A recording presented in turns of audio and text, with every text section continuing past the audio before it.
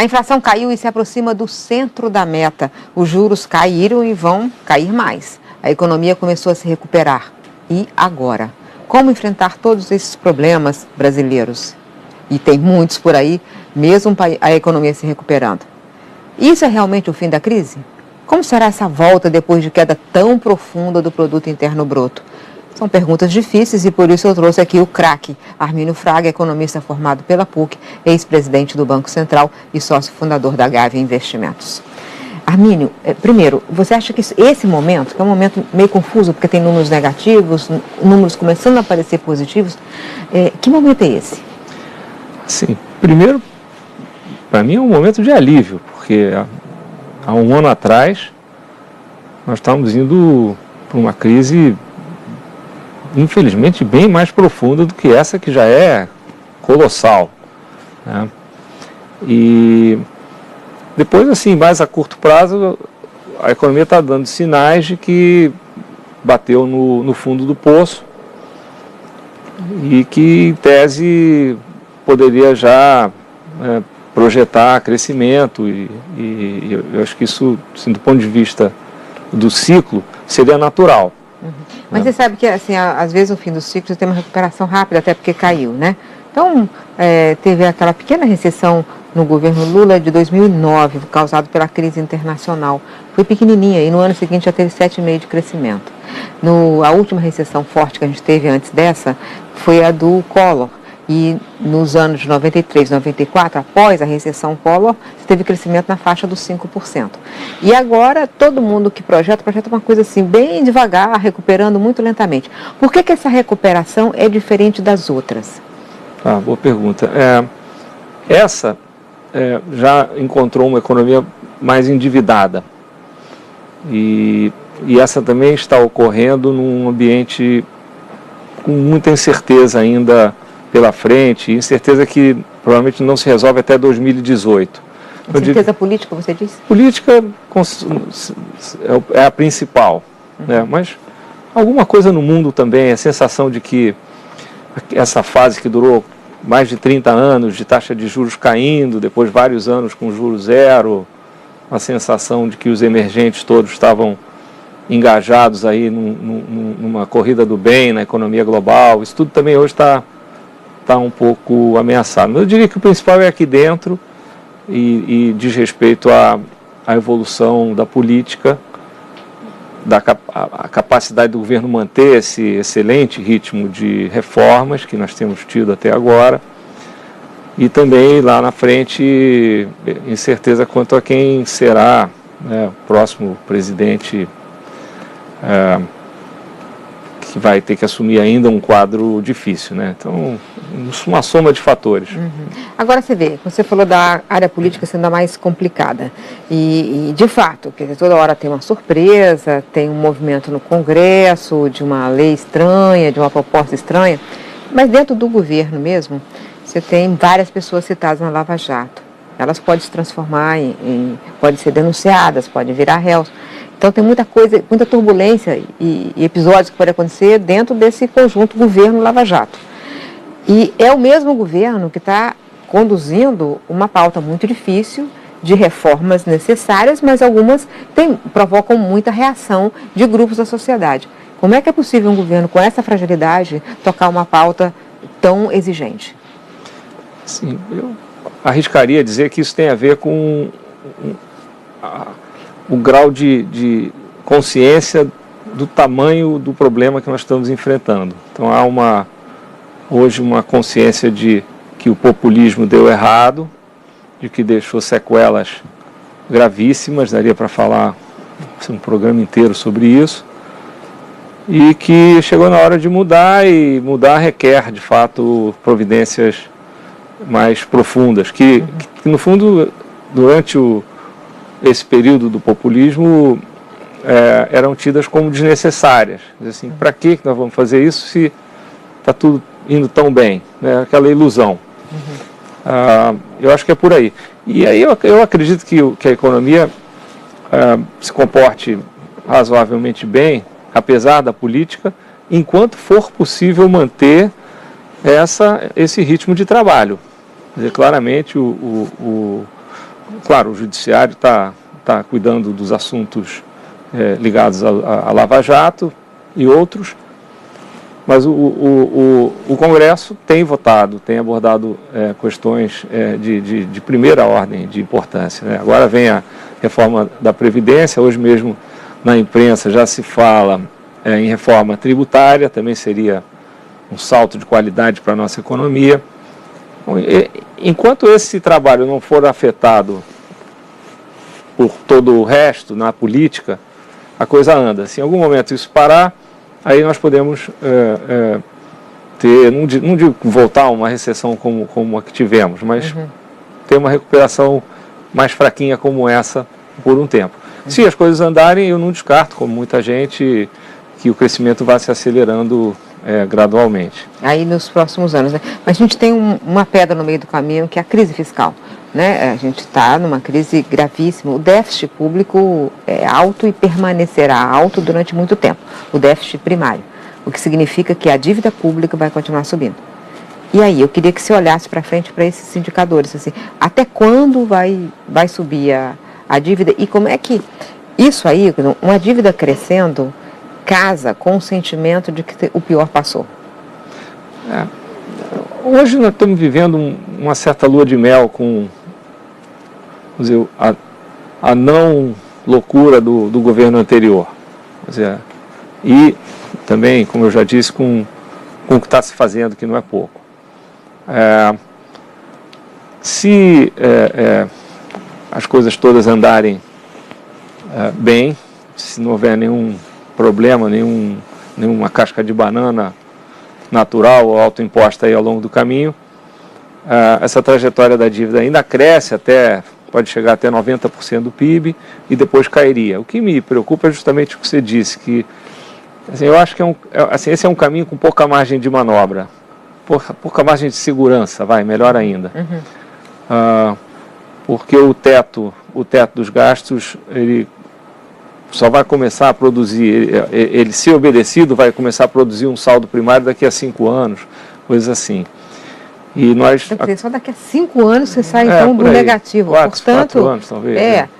4 anos que seja, no melhor cenário, então significa que você continua alimentando a dívida. Continua, e por isso que ela vai sair aí dos 75% onde está agora e continuar crescendo. Você acha que chega a quanto? Você já fez alguma projeção? Projeções que vão de 80% a 100%. Então, pega um número aí no meio, acho que é um número razoável. Quer dizer, 90% a dívida pode chegar. E é uma dívida cara como essa? Caríssima. Pois é, nesse ponto o Brasil de fato, uma aberração no quadro global. A nossa taxa de juros segue sendo muitíssimo alta e aí o juro composto machuca muito. Então, assim, o ideal, a meu ver, seria começar já a tomar providências quanto a isso, fazer um ajuste rápido.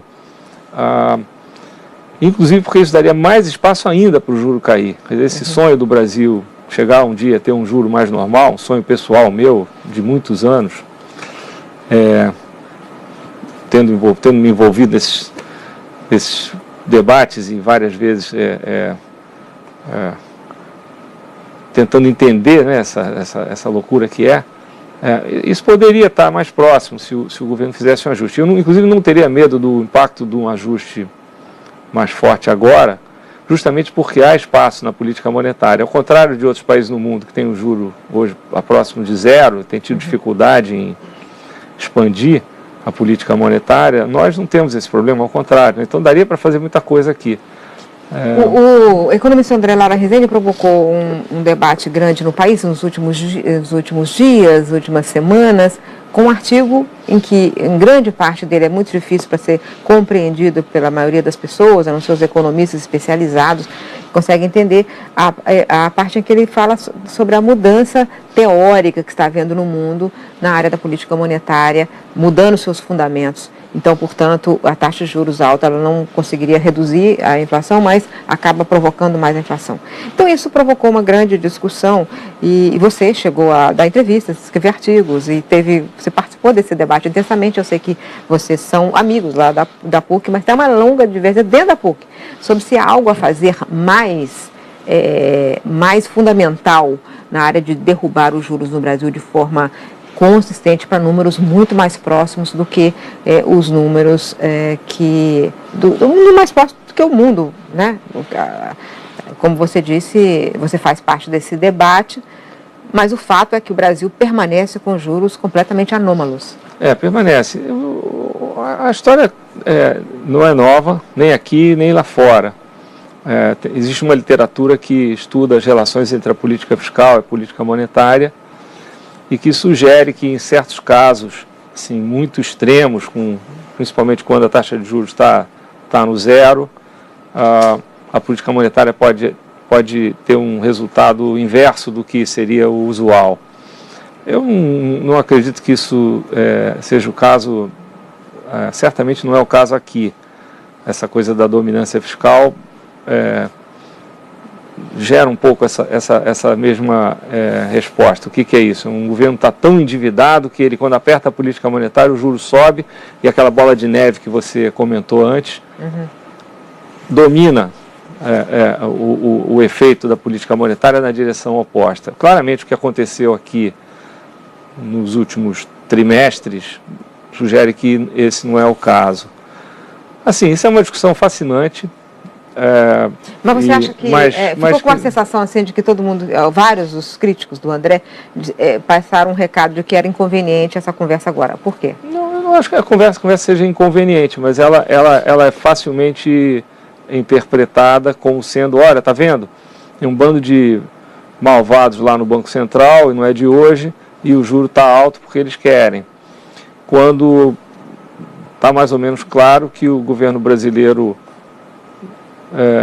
escorregou feio na área fiscal, né, a partir aí do final do período Dilma Rousseff, e que isso tem tido um impacto enorme em muita coisa, inclusive na taxa de juros. Então, assim, a discussão é um pouco hoje, agora que as reformas estão andando, aparece alguém que sugere que, de repente, existe um caminho mais fácil, não doloroso, sabe? Você está precisando perder uns quilinhos, não precisa fazer regime, não.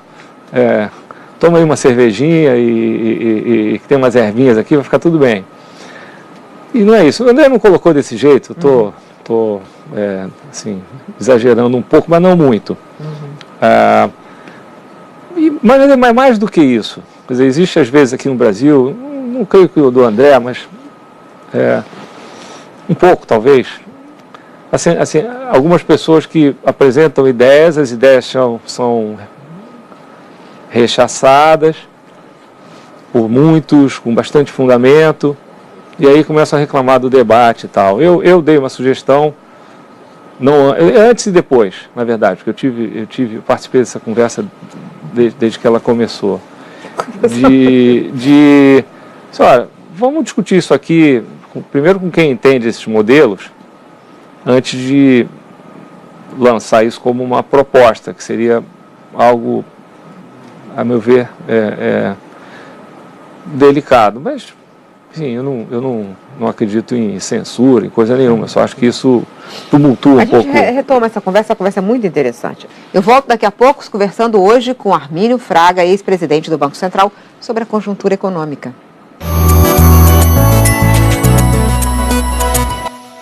Hoje estou entrevistando Armínio Fraga sobre a conjuntura econômica do país. Armínio, a gente estava falando desse debate iniciado pelo André sobre, afinal de contas, como reduzir a taxa de juros. Mas, independentemente de que patamar ele está falando, vamos falar da nossa realidade. A nossa realidade é um país que há 2 anos encolhe de forma dramática, a gente está acostumado a falar que é a maior recessão da nossa história, e com desemprego de 12%, e mesmo assim a taxa de juros, mesmo caindo, ela está em 13%.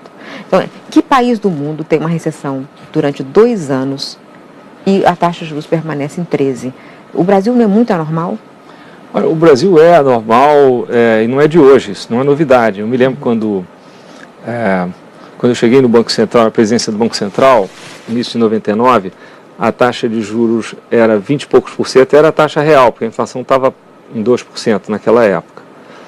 E ali nós tínhamos um diagnóstico de que, primeiro, a taxa de câmbio estava fora do lugar, o câmbio estava defasado, havia assim, claramente uma depreciação do câmbio encomendada, e aquilo ficava, isso embute nos juros, onde você tem medo da depreciação, você acaba precisando de um juro mais alto, para ficar segurando os seus reais. E havia também um buraco fiscal. E foi feita essa correção, a coisa se estabilizou relativamente rápido e a taxa de juros real caiu de 20 para 10. Nós acreditávamos, na partir dali, que ela cairia para 5, que seria um pouco acima do que se tem no Chile, no México, onde na época você tinha 2%, 3% de juro real, deveria cair a partir da constatação de que o Brasil estava arrumado, a coisa fiscal ia bem, o sistema financeiro era um sistema saudável e assim por diante. E caiu até para um nível um pouco abaixo desse. Eu, infelizmente, acho que nós não conseguimos manter a casa em ordem por um período suficientemente prolongado para inverter essa equação e a taxa de juros caminhar mais para um nível, vamos dizer, mexicano, que seria bem razoável, 3% real, 2% real, uma coisa assim. E eu continuo a acreditar nisso. Eu acho que nós temos um mistério de por que isso demorou tanto tempo. Que eu saiba, não há nenhum estudo assim mais aprofundado. Até hoje eu estou fazendo uma pesquisa acadêmica assim, muito detalhada desse longo período nosso, com autoria com o Tiago Berriel, que hoje está na diretoria do Banco Central, mas antes estava na PUC. E não há dúvida na minha cabeça que uma parte importante, talvez a mais importante, é ter um governo arrumado com as contas em dia. Então, nesse ponto, não há discordância entre ninguém, eu não creio. Esse ponto todo mundo acha que é preciso fazer o ajuste fiscal. Eu acho que o assunto não é novo, a taxa de juros é alta aqui, não é de hoje. O grosso da resposta vem daí. A pergunta é se existe alguma coisa a mais, alguma forma diferente de fazer política monetária, alguma coisa exótica. E eu penso que isso é razoavelmente consensual. Acho que a resposta é não. Mas vamos ainda na ortodoxia, ou seja, sem fazer nenhuma nova proposta. O fato é que nesse momento a inflação está caindo muito, ou seja, o juro real está subindo. Então o juro real está subindo e o governo e o Banco Central está reduzindo a taxa de juros, mas 0,75, 0,75. Você não acha que tem que cortar muito mais forte, exatamente porque a inflação ela caiu além até do que os economistas estavam prevendo? Esse eu acho um bom debate, eu acho que está mais conectado com a nossa realidade. A taxa de juros fez parte de um conjunto de respostas de política e da economia que derrubaram a inflação. Mas nesse período você de fato viu uma queda da inflação de 2 dígitos para hoje aí chegando a 4,5%. Uma queda espetacular. E então a pergunta é se o Banco Central deveria acelerar ou não os cortes, chegar nesses 10% ou 9,5% que já se projeta, e a pergunta aí vem também, mas será que 9,5% não é alto? A minha leitura é que o Banco Central tem uma dose de razão em ser um pouco cético com relação a essa cura milagrosa rápida e fazer isso ao longo de algumas reuniões. Mas eu não acredito que haja na cabeça do Banco Central qualquer limite. E se inclusive o governo pudesse fazer um pouco mais na área fiscal, eu acredito que o resultado final, em termos de taxa de juros, seria surpreendente. Se cabe ao Banco Central agora acelerar ou não os cortes, acho que é a discussão relevante aqui no momento. E eu acho que o Banco Central está indo num ritmo bom, mas tem um certo achismo nisso aí da maioria das pessoas. Pois é, o que você acha do movimento do dólar? Ele estava 4,10, perto de 4,10, chegou a bater 4,10, fechou em 4,4 há um ano atrás. E agora, essa semana, na terça-feira, ficou abaixo de 3,10, ficou 3,9. Assim, essa foi uma queda forte, apesar das oscilações, uma queda forte. Tem algum motivo e tem alguma tendência? Tem. Então, ali, primeiro, 4,10 era um 4,10 a caminho de 5, 6. Porque se você se lembrar, em 2002, quando houve o pânico com a chegada do Lula, o câmbio foi a 4 Você era presidente do Banco Central? Eu era presidente do Banco Central. Chegou a 4 lá atrás, de lá para cá nós tivemos muita inflação. Mas então, se o país tivesse seguido na trajetória, vamos chamar de Dilma, nada pessoal, mas só para descrever, eu acho que o câmbio ia de 4,10 para 5,10 para 6 e a coisa ia ficar muito pior do que ficou, como a gente já falou. A queda acho, tem a ver com uma mudança na condução da economia e recentemente também com uma subida do preço das commodities bastante relevante. Quer dizer, nos últimos meses o minério de ferro dobrou do preço mais baixo que ele chegou a atingir, o preço do petróleo subiu, que é importante para nós.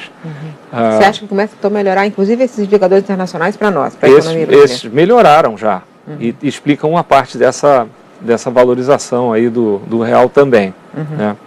Então, tudo bem, essa tem que ser combatida com mais disciplina fiscal para poder ter um juro mais baixo e ter menos desse dinheiro rápido que vem para cá porque, de fato, recebe essa taxa de juros.